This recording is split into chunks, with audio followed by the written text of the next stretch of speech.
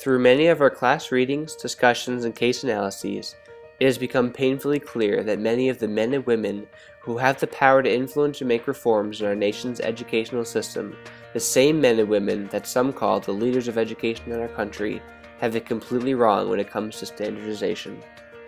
It is evident that, throughout history, our educational system has become increasingly focused on test scores as the #1 determinant of achievement. It is my firm belief that the most pressing issue facing education in the United States today is the dedication to standardization and the lack of creativity in the classroom. For this reason, I see the current education movement overwhelmed with if-then rewards and a carrots and sticks approach to motivating our nation's youth.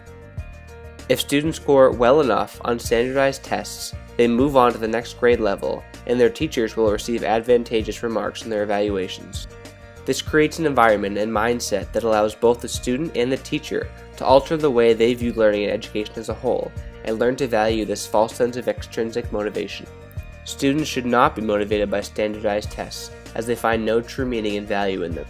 Similarly, teachers are now motivated for all the wrong reasons, some of which include job security or financial incentive.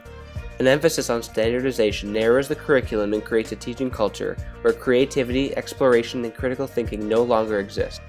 As the true leaders of education, I strongly believe that teachers should foster and cultivate a classroom culture where creativity flourishes and there is real meaning behind the learning the students are enveloped in. A learning culture powered by intrinsic motivation has the possibility to achieve this. But this culture may only be achieved in the absence of such standardization that our public schools are unbreakably tied to. I strongly believe that teachers should have more say and autonomy in what they teach and how they teach it. This starts with more selective and rigorous teacher training programs. Teaching should not be considered a fallback option for professionals, but should be regarded as a highly esteemed position.